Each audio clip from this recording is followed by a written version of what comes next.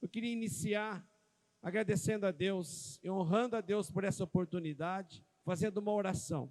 Nós vamos pedir a graça poderosa de Deus para a vida de todos aqueles que estão e estarão conectados conosco e participando, não fisicamente, mas em espírito e em verdade. A igreja, Ministério Reino e todos aqueles que quiserem participar, que estejam conosco, que o Senhor estará abençoando a sua vida.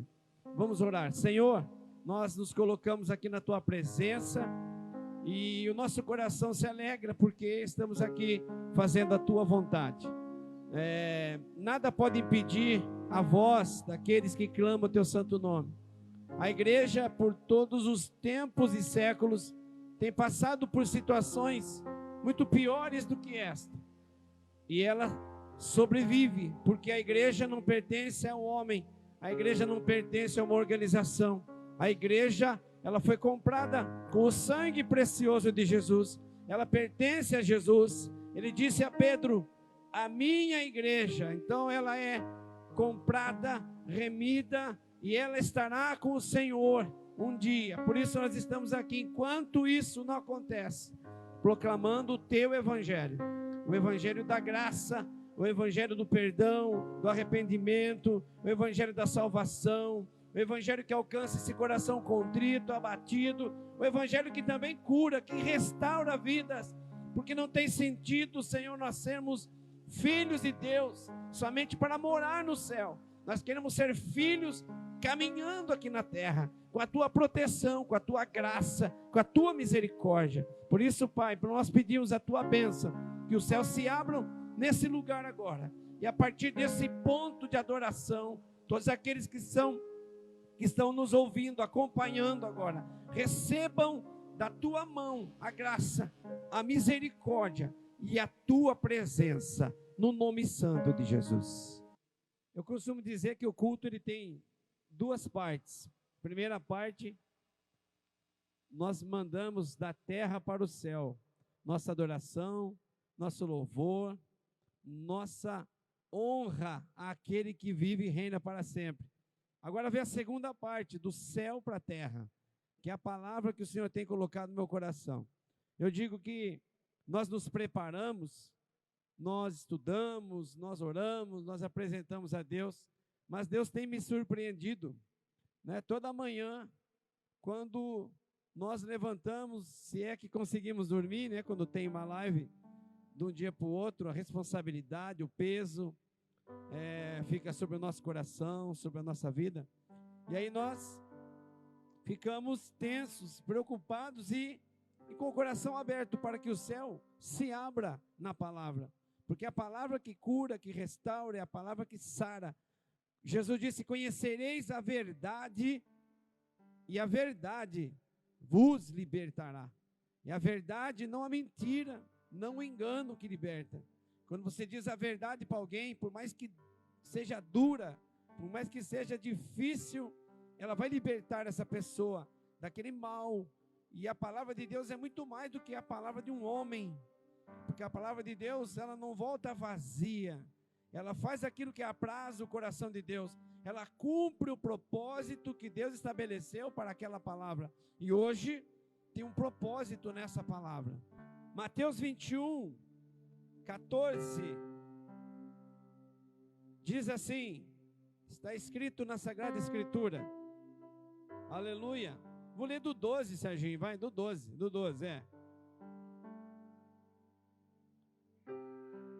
A purificação do templo.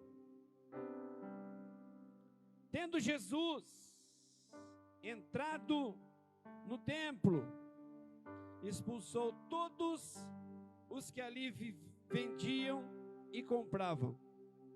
Também derribou as mesas dos cambistas e as cadeiras dos que vendiam pombas. E disse-lhes, está escrito, a minha casa será chamada casa de oração. E vós, porém, a transformais em covil de salteadores. Versículo 14. Vieram a ele no templo cegos e coxos, e ele os curou. Mas vendo os principais sacerdotes e escribas as maravilhas que Jesus fazia, e os meninos clamando: Hosana ao filho de Davi, indignaram-se e perguntaram-lhe: ouves o que esses estão dizendo? Respondeu-lhe Jesus: sim, nunca lestes da boca dos pequeninos e crianças de peito tiraste o perfeito louvor? E deixando-os, saiu da cidade para Betânia, onde pernoitou. Esse texto é um texto conhecido. Eu gosto de pregar palavras que as pessoas já têm uma afinidade. E os evangelhos, aliás, os primeiros passos que nós damos na presença de Jesus, nós aconselhamos que as pessoas leiam os evangelhos. Mateus, Marcos, Lucas e João são os evangelistas que registraram o ministério de Jesus aqui na terra. O ministério que durou 3 anos e meio aproximadamente, e que o Senhor disse que os faria lembrar de todas as coisas que lhes havia dito. E o Espírito Santo, no seu tempo, fez com que cada apóstolo, cada escritor, inspirado pelo Espírito Santo, registrasse desde o nascimento de Jesus até o dia que ele subiu ao céu. E Lucas ainda escreve um outro livro, que é a continuidade do Evangelho, que é o livro de Atos dos Apóstolos. O evangelista Lucas escreve dando continuidade às ações de Jesus, porque no capítulo 28 de Mateus ele diz: ide a todo mundo e fazei discípulos em meu nome, e eu estarei convosco até a consumação do século.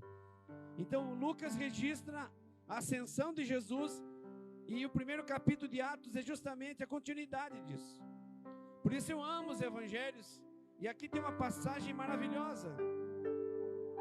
E eu fiquei pensando nos tempos em que nós estamos vivendo hoje, nos momentos difíceis pela pandemia que esse mundo passa, todo o planeta passa.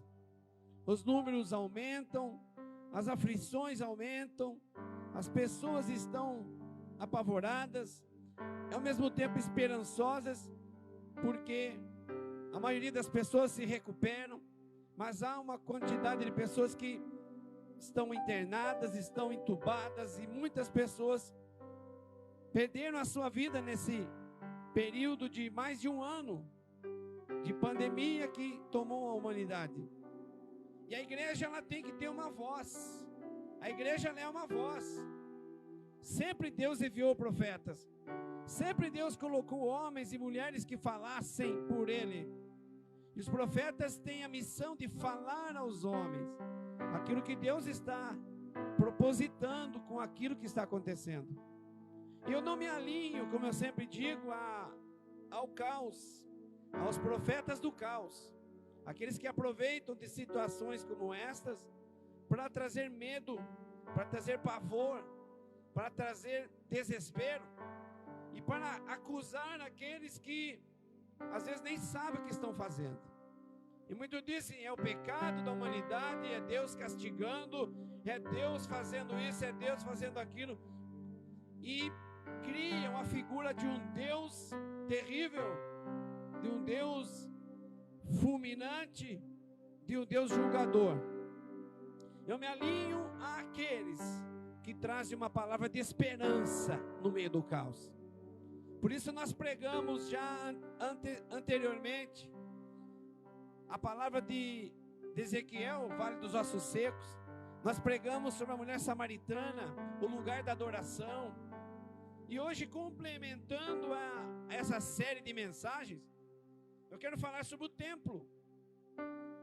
E o que nós podemos extrair daquilo que Deus está planejando para o nosso coração. E o que nós vamos extrair? Em nome de Jesus, Deus tem algo forte e poderoso para nos falar.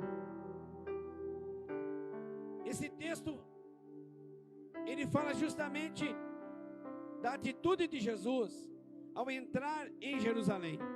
O capítulo de 21 fala da entrada triunfal de Jesus em Jerusalém.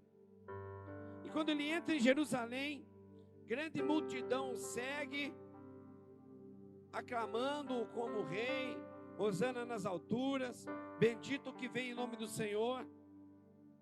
E uma das primeiras atitudes de Jesus, que é no dia seguinte, Marcos registra, capítulo 11, no dia seguinte, Jesus vai para o templo. E o que é maravilhoso aqui é que não é a primeira vez que Jesus purifica o templo. Capítulo 2, 14 de João, a Bíblia diz, no início do ministério de Jesus, ele começa pela purificação do templo. Logo depois do milagre da transformação da água em vinho, Jesus vai para o templo, iniciando a purificação do templo, a limpagem, uma mensagem para o templo, uma mensagem para eles e para nós nesse tempo que nós estamos vivendo. Então João 2,14 registra Jesus entrando no templo, e naquela oportunidade, um ato muito conhecido de Jesus, é justamente quando ele pega uma corda, ele faz um maço de cordas, e ele começa a expulsar os cambistas do templo. Ele começa a derrubar as mesas. Ele começa a dizer que a casa do Pai não era casa de comércio, era casa de adoração, era casa de oração. Então Jesus começa o ministério já mostrando que a visão era chamar atenção para ele, chamar atenção para a vida dele, que era o verdadeiro templo. Aleluia. Então ele começa em João 2,14, e no final do ministério, porque daqui ele vai para a cruz, ele volta para o mesmo lugar que ele iniciou. Então essa mensagem, ela tem um poder para nós. Essa mensagem, ela tem um poder forte para os nossos dias.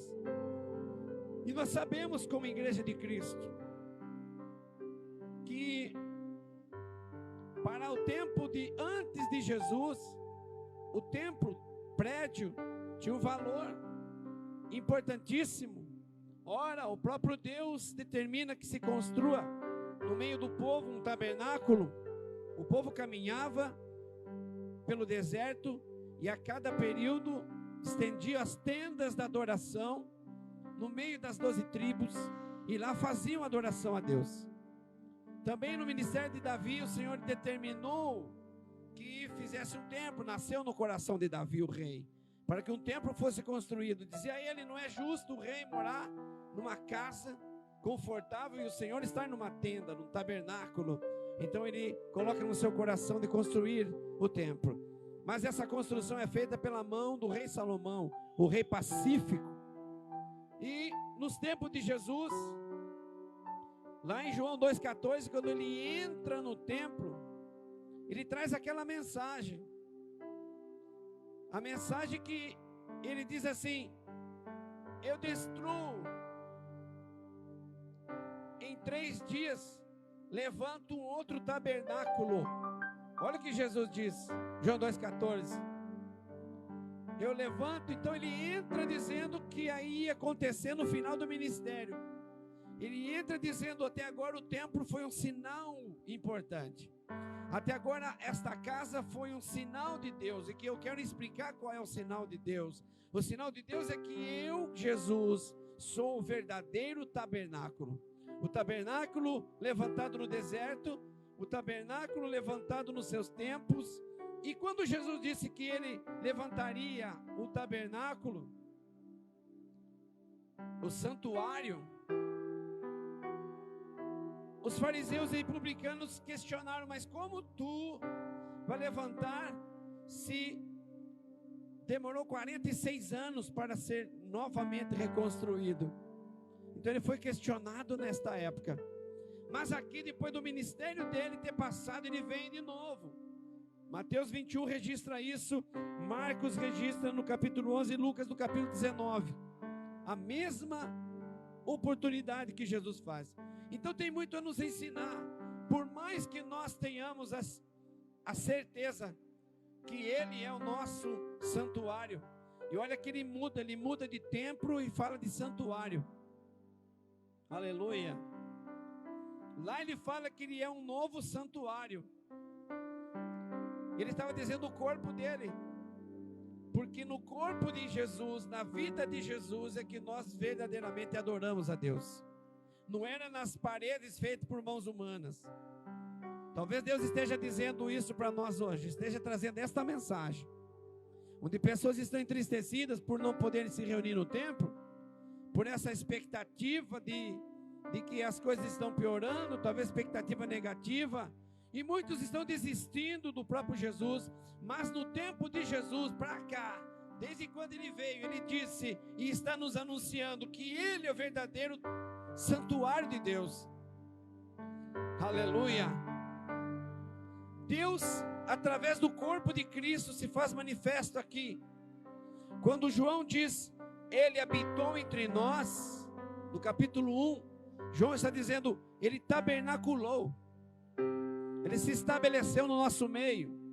Jesus é o próprio Deus no corpo humano, caminhando conosco. E quando ele ressuscita, ele diz, eu e o Pai faremos em você morada.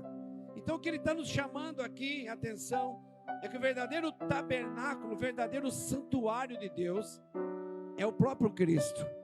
E eu tenho uma mensagem para você, igreja. Lá em Coríntios capítulo 3, versículo 6, Paulo chama a atenção. Não sabeis vós que o vosso corpo é santuário do Altíssimo? Então Cristo é o santuário de Deus, e a igreja, corpo de Cristo, também é o santuário do Altíssimo. Então o que eu quero dizer para você, o lugar da adoração é dentro do teu coração. O teu coração é o verdadeiro santuário de Deus, como deve ser. Jesus diz, eu e o Pai faremos nele morada. Eu costumo dizer que Jesus, no corpo dele, era o Pai, o Filho e o Espírito Santo, a trindade em uma pessoa só. Mas quando ele morre, derrama o seu sangue na cruz do Calvário, nasce a igreja lavada e remida no sangue de Jesus, aquela que não é denominacional, não é religiosa, não é sistema, é aquela que nasce na espiritualidade da vontade de Deus, é aquela que crê em Jesus, que ele é Salvador, é aquela que tem o nome escrito no livro da vida. É essa igreja que nasce, e essa igreja, ele diz, vai se tornar como ele, o Pai e o Espírito Santo, o santuário do Altíssimo. Coríntios 3,6, não sabeis vós que o vosso corpo é santuário? E Paulo diz que o Espírito Santo sente ciúmes do nosso corpo, porque é nele que Deus faz, que Deus recebe e que Deus é exaltado. Por isso, se você está entristecido hoje por estar na sua casa, por não estar num culto, uma igreja como essa, onde nós adorávamos, ou na sua igreja, onde você estiver, e eu quero dizer uma verdade que Jesus nos ensina aqui, que você é o verdadeiro santuário do Altíssimo, porque Cristo está em vós. Mas nesse texto, ele nos traz alguma aplicação, para que nós possamos fazer aquilo que a palavra diz que nós somos, o verdadeiro santuário de Deus, onde ele é exaltado e adorado, aonde nós o honramos. Ele nos dá uma direção aqui. E às vezes eu fico pensando que Deus permitiu toda essa situação para que houvesse uma nova consciência na vida do cristão, para que houvesse um questionamento dentro de você mesmo quanto ao verdadeiro culto que você presta a Deus. Talvez Deus esteja primeiro chamando a atenção da igreja. Eu tenho certeza que Deus está chamando primeiro a atenção da igreja, porque Ele quer a verdadeira adoração. Ele diz para a mulher samaritana, não é no monte, não é em Jerusalém, é você, eu estou aqui. Adoração é no corpo de Cristo, que é a igreja. Mas é importante nós nos reunirmos também. E eu aqui estou profetizando coisas novas que virão quando nós nos reunirmos novamente. Um avivamento virá sobre a igreja, porque nós estamos em casa. aprendendo aquilo que é para ser feito, e por isso Deus nos para. Só tem um jeito de Deus ensinar o homem, parando o homem. E você vai refletir a forma que Deus tem buscado adoração. Muitas vezes nós estamos fazendo de um jeito e Deus quer que nós façamos do outro. Estamos apegados a templo, estamos apegados a denominação, estamos apegados a sistemas, religiosidade exacerbada, que nos faz cumprir regras e leis, e esquecemos da verdadeira adoração, que é no amor e na misericórdia de Jesus por nós. Porque quando nós nos apegamos a leis, sistemas e regras, nos tornamos como os fariseus, que questionaram aquilo que Jesus estava fazendo no templo. Assim como questionaram em João 2,14, questionaram em Mateus 21, quando Jesus está indo para a cruz, ele vai de novo no templo e purifica o templo, e nos dá essa lição. Tem pessoas que não sabem viver sem regras, e tem pessoas que vivem colocando regras. E eu vou dizer uma coisa aqui: o amor que vive de regras não é amor, é obrigação. Aleluia. Eu falo que adoração forçada é estupro. Adoração e amor forçado é estupro. O amor, ele é liberto. O amor, ele é aberto. O amor, ele é sensato. O amor, ele é compreensível, ele é amplo. Então você deve adorar a Jesus pelo amor, e pelo amor que ele te deu, e pelo amor que ele é na sua vida. Não porque alguém obrigou e disse como tem que fazer. Aleluia. É isso que Jesus está dizendo aqui. Ele entra no templo e diz assim: não é assim. Ele nos mostra 3 questões negativas que estavam acontecendo ali. E talvez isso esteja falando com muitas pessoas agora. A primeira coisa negativa que Jesus mostra que está acontecendo no templo é: pessoas estavam, olha só, comprando e fazendo câmbio na igreja. Sabe o que é cambista? Quando você precisa ir para a Europa, você precisa de euro. Aí você tem real. E você tem que ir lá na casa de câmbio e trocar a moeda. Porque se você for com real lá na Europa, na Itália, Portugal, etc., não vai valer o nosso dinheiro lá. Então você tem que ir numa casa de câmbio e trocar por euro. Então tinha pessoas lá no templo fazendo câmbio, porque estrangeiros iam no templo em Jerusalém e não era a mesma moeda, a moeda que eles praticavam. Então algumas pessoas botavam lá como se fosse um banco, como se fosse uma agência, e trocavam as moedas dos estrangeiros. Jesus expulsa esses caras, vira a mesa. Imagina o que tinha lá sobre as mesas, o denário, o dinheiro usado na época. E algumas pessoas vinham com outros dinheiros, como se fosse hoje o Japão viesse aqui para o Brasil, vem com iene, né? O dólar americano, o euro europeu, e assim por diante. Então os cambistas ficavam ali para trocar a moeda.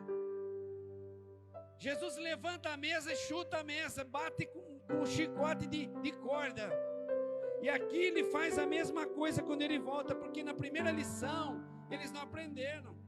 Jesus vem de novo, faz isso. Mas ele nos chama atenção aqui para algo que ele não quer na adoração. Porque existem muitos cambistas ainda no nosso tempo. Existem muitos que ainda vão ou estavam indo para a casa de Deus em busca de alguma riqueza, impulsionados por essa teologia da prosperidade. Estavam em busca de riquezas.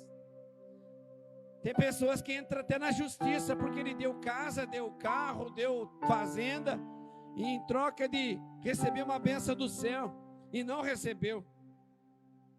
Então muitas pessoas do tempo de Jesus também faziam do templo um lugar de troca de dinheiro.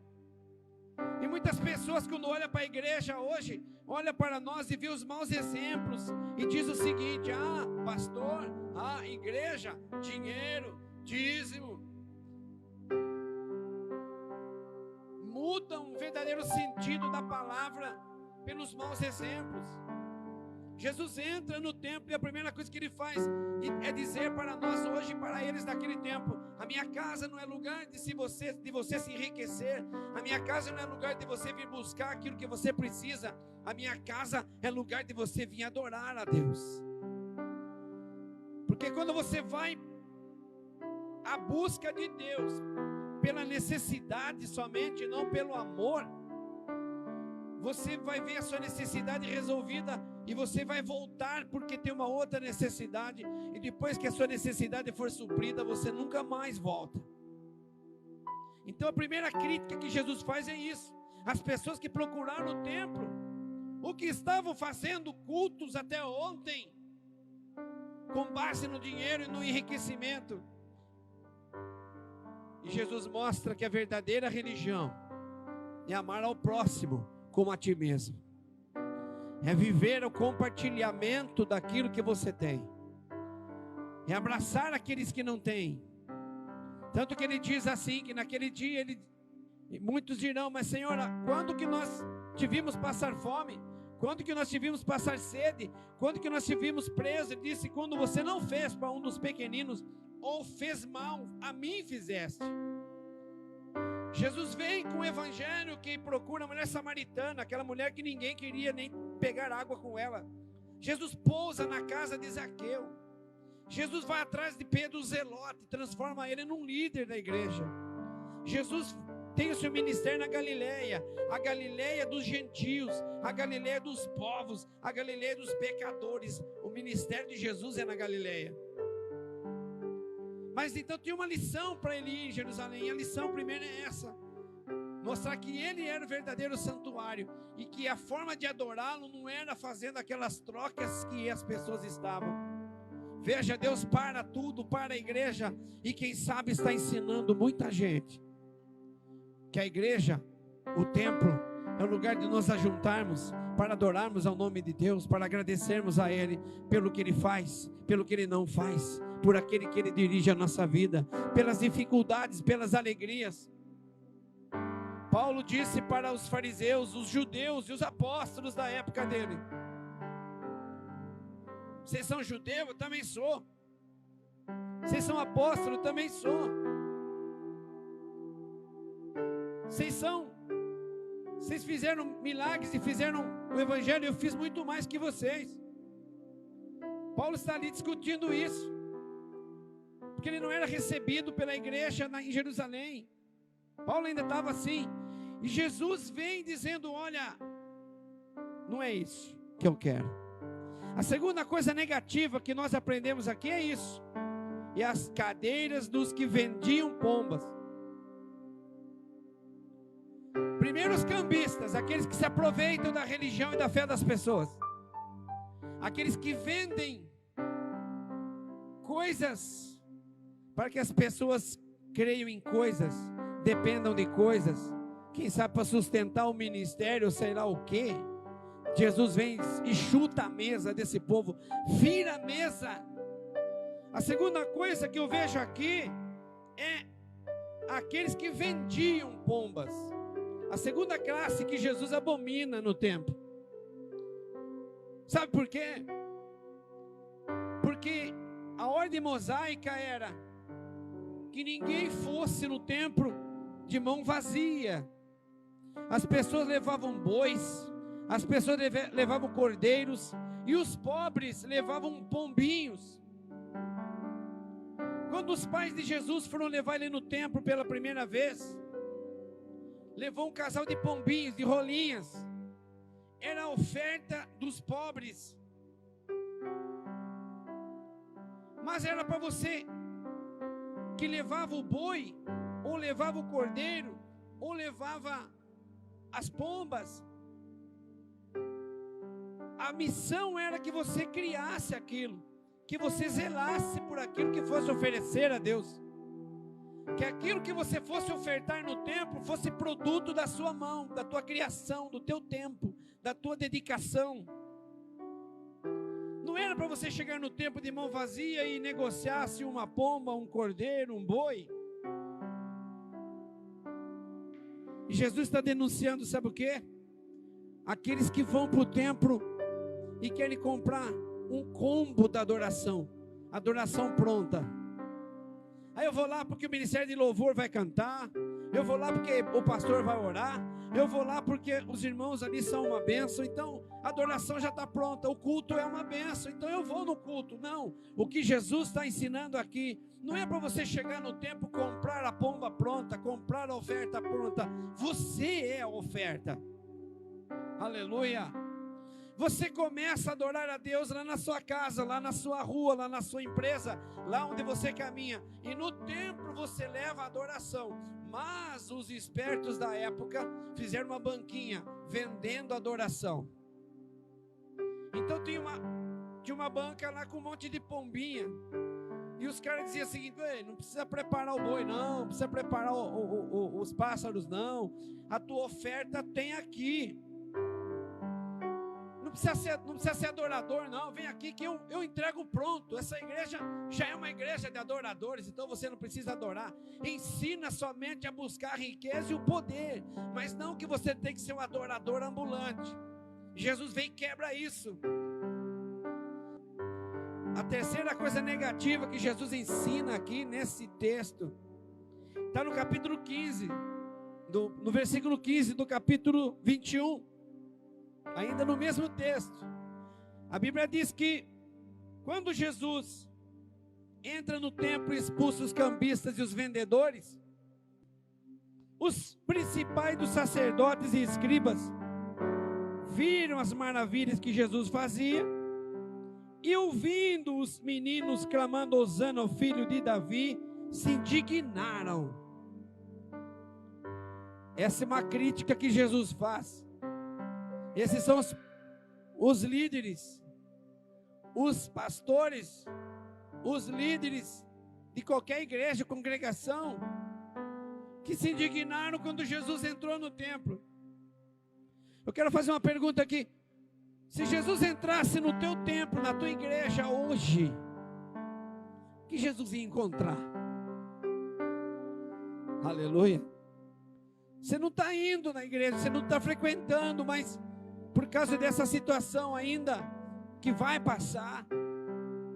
Mas a pergunta é: quando Jesus entrou, ele pegou os líderes, e os líderes que viram o milagre de Jesus, os cegos, os coxos estavam sendo curados, os paralíticos começaram a andar, os cambistas foram expulsos, o milagre começou a acontecer, as crianças começaram a adorar, os sacerdotes e líderes começaram a criticar: não, estava bom assim, a religião nos alimenta, o sistema nos alimenta, as nossas riquezas vêm dessa enganação. Jesus vem e quebra isso também, dizendo: o verdadeiro adorador é aquele que adora em espírito, não é aquele que adora poderes, não é aquele que adora sacerdotes e pastores e líderes. E muitos se denominam: eu sou o líder, o pastor. Quer que eu diga uma coisa para você? Quando Deus olha eu e você aqui na terra, Ele vê o Amarildo, meu filho, o Serginho, meu filho, aleluia.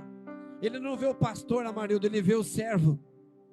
Aleluia, porque diante de Deus eu sou igual a todo mundo. Diante de Deus nós somos somente liderança, pelo qual Deus derrama as suas bênçãos para introduzir na igreja. Nós somos a liderança de Deus, nós não somos para ser adorado.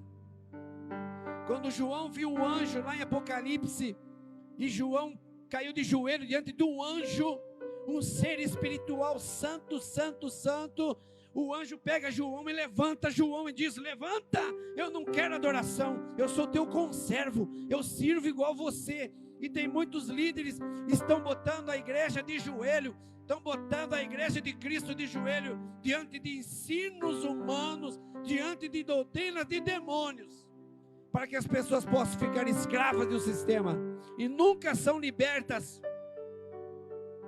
e nunca são livres. Aleluia. Crentes que ainda têm medo de Satanás, crentes que ainda têm medo de macumba, barulho para dormir. Olha, eu acho que eu estou precisando do óleo ungido do pastor. Não, você precisa do verdadeiro Cristo na sua vida. Quanto mais eu escravizo esse povo, menos ele se liberta. E a Bíblia diz que nós somos reis sacerdotes, povo santo, sacerdócio real, povo escolhido de Deus, para pisar sobre a cabeça de Satanás. Mas tem aqueles que ficaram irritados com o evangelho fácil, o evangelho da libertação. Esse é o verdadeiro evangelho da libertação, aquele que te diz quem você é, quem é o teu pai e para onde você vai. É o tempo de nós voltarmos para o templo para adorar a Deus na forma que Ele é. Então essas três categorias ficaram indignadas com Jesus, porque Ele entra para purificar o templo e Ele expulsa isso. Você que vive da fé dos outros para se enriquecer, você que vende adoração, e você que está indignado porque o governador, o prefeito ou o presidente está impedindo a igreja de se reunir, e muitos estão pregando por aí dizendo: nossa, a igreja é fraca, e joga as pessoas para se matar ou se contagiar em nome de um dinheiro que não está entrando. Essa que é a verdadeira palavra, porque o sistema cobra isso. Mas Jesus entra e vê os caras vendendo pombinha. Os pobres não tinham dinheiro para criar um boi, para ter uma ovelha, para ter um bode que seja para ofertar. Eles iam com um pombinho, e os caras vendiam até pombinho, enganavam os simples. Mas tem três coisas aqui para encerrar, que Jesus nos ensina, o lado positivo desse ensino. Os negativos você viu, como não fazer você viu, agora como fazer? Aleluia. Como fazer? A primeira coisa, Coríntios 3:6, você é o santuário. Aleluia. Você é o próprio local da adoração a Deus. E o Pai faremos nele morada. O reino de Deus não é visível, ele está em vós. Viva o reino. Seja um cristão que ama ao próximo e a Deus. Aleluia. Olha o primeiro ensino que Jesus faz aqui. Primeira coisa, versículo 13: a minha casa será chamada casa de oração, e não covil de salteadores. Sabe o que é covil de salteadores? Covil é esconderijo de bandido. Uau! O pastor está pregando duro hoje. Jesus foi mais duro ainda. Jesus entra no templo e a pregação dele era: esse lugar aqui é lugar de oração, não é esconderijo de bandido. Eu vou dizer aqui, profetizar que os bandidos vão cair, os salteadores vão ser expulsos, os cambistas vão ter que deixar os nossos templos, porque a casa de Deus é, primeira coisa, lugar de oração, lugar de comunhão, lugar de oração respondida. Jesus ensina, primeiro ponto positivo: a minha casa é lugar de comunhão, de falar com Deus, de denunciar as coisas que estão acontecendo na sua vida. Enquanto você vem no templo orar, você está denunciando o seu marido que precisa se converter, está denunciando para o céu, chega na vida dele, toca na vida dele, muda a história dele, está denunciando a situação dos seus filhos, muda a história dele, salva ele, cura ele, está denunciando o que está acontecendo nos hospitais, nas ruas, nas casas, está dizendo: cura, traz a libertação, traz a salvação. O lugar do templo é o lugar da adoração, é o lugar da intercessão, é o lugar de falar com Deus. E olha que você não está aqui falando com o presidente, não. Eu respeito as autoridades, prefeito, governador, vereador, presidente, senador, respeito. Não concordo com o que eles fazem, mas eu respeito. A Bíblia diz para orarmos por eles. Eu já fui uma autoridade constituída, eleita. Eu sei da importância quando você faz um trabalho sério.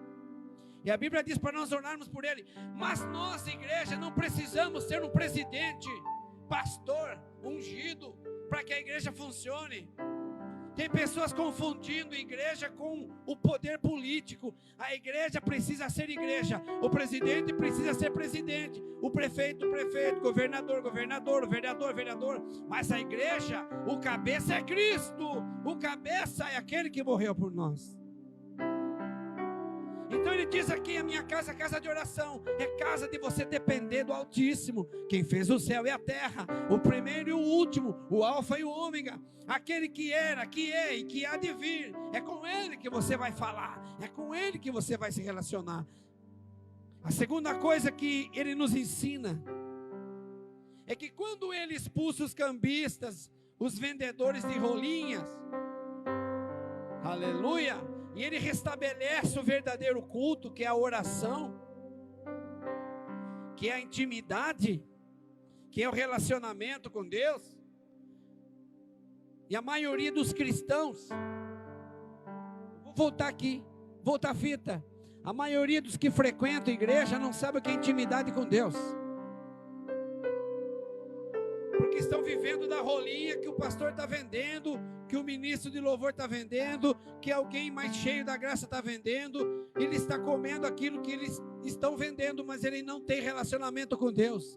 Porque relacionamento com Deus, o que estão botando na cabeça é você ser fiel nisso, fiel naquilo, você vestir de um jeito, vestir de outro. Ninguém muda ninguém por dentro, muda por fora, para satisfazer os seus próprios bolsos e benefícios.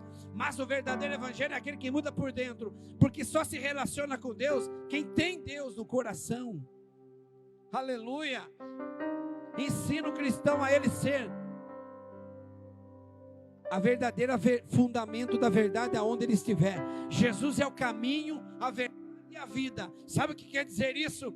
Nós devemos caminhar por Jesus, estabelecer a verdade, mas viver aquilo que ele estabeleceu. É o caminho para nós caminharmos, a verdade para termos como fundamento, mas é vida para vivermos esse caminho. Não é morte. Se você vem para a igreja, adora a Deus só para ir para o céu, você está errado. Você tem que vir para ter uma vida com Deus. Aleluia. Isso não tem a ver com dinheiro, com contribuição, com roupa, com carro. Isso não tem a ver com aquilo que você é por fora. Isso tem a ver com aquilo que você é por dentro. Aleluia. É o que Jesus está dizendo aqui. Casa de oração. Segunda coisa que ele nos ensina é que quando ele entra no templo, depois que ele limpa, as pessoas são libertas e curadas. Aleluia. Agora tem um ensino aqui no versículo 14. E vieram para ele no templo. As pessoas não foram no templo pelo templo, foram para ele no templo. Quando a igreja voltar a se reunir, ou quando você estiver no seu quarto falando com Jesus, não vá para o templo, vá para ele. O que muda a história do coxo, do cego, do aleijado, é ir para ele, não para o templo. É ou não? As pessoas vão para Jesus no templo. E nós estamos cheios de gente que vai para o templo. Você só mudou de endereço de igreja, porque você continua indo para o templo. Mas os cegos foram para ele. É ele o verdadeiro templo. E quando você vai para ele, que é o verdadeiro templo, o que acontece? Cegos e coxos, e eles os curou. Sabe por que quando você vai para ele, ele cura o cego e o coxo? Porque quando você vai para ele, você se arrepende e mostra quem você é. O coxo não tem vergonha de dizer que é coxo. Ele vai andar assim, ó. Quando ele está andando assim diante de Jesus, ele está dizendo: eu dependo do Senhor. Eu não sei caminhar sem o Senhor. E quando o cego vai para Jesus, ele diz assim: tu és a minha luz, a minha salvação, e em ti eu confiarei. Quando vai para Jesus, o cego enxerga. Quando vai para Jesus, o coxo anda, porque ele se se morre, ele se autodestrói no sentido de desconstruir aquela farsa que a religião às vezes cobre. Aleluia. Não tem como você não se denunciar coxo diante de Deus. Tem muita gente batendo no peito e orando igual o fariseu. Eu não sou igual esse publicano. Só porque tem algum cargo, tem algum nome, tem algum poder econômico. Eu não sou igual o publicano. Sabe, coxo que foi curado é aquele que andou diante de Jesus. Eu sou um coxo, eu sou dependente, igual Jacó. Jacó luta com Deus e sai mancando, porque a marca de Deus ficou nele. Agora, toda vez que eu lembro que eu estou mancando, eu lembro que eu andei com Deus, que eu lutei com Deus. Só que ele não saiu Jacó, ele saiu Israel, aquele que Deus usa. Eu vou fechar. A terceira coisa que ele ensina, e aqui eu quero encerrar, vou colocar a Bíblia aqui, ó. Ele diz assim, ó: mas vendo que as crianças diziam, Hosana ao rei, questionaram Jesus. Jesus disse assim: da boca dos pequeninos e crianças de peito tirasse o perfeito louvor. Salmo 8, versículo 2.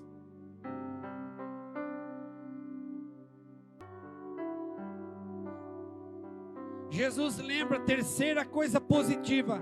As três negativas você já aprendeu. As três positivas: a casa de Deus é casa de oração.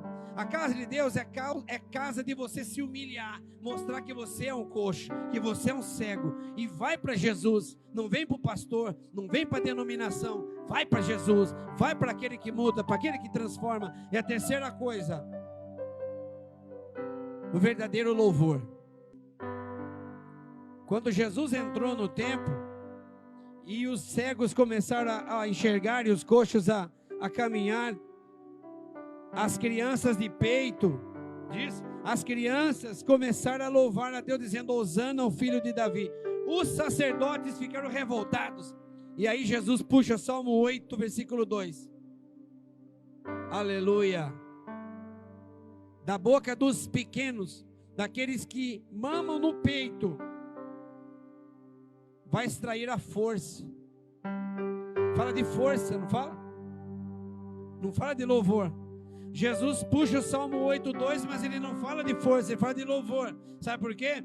Porque quando você entra no templo, sabendo que aqui é lugar de oração, sabendo que aqui é lugar de você se denunciar, de você se entregar, de se humilhar e reconhecer que Ele é grande, que Ele é maior que você, você vai trazer o verdadeiro louvor e adoração. Por que o verdadeiro louvor? Porque o verdadeiro louvor é que vai te fortalecer. Jesus disse: nunca viste o que está escrito no Salmo 8:2? Que da boca dos pequeninos e das crianças de peito extraísse o verdadeiro louvor. Sabe por quê? Porque a criança, ela é inocente. Você tem que adorar a Deus pela inocência, pela necessidade. Por que criança de peito? Porque ela depende do leite, ela depende de Deus. O louvor que depende, a gratidão que depende, a gratidão que exalta o Pai, é a forma que nós devemos adorá-lo.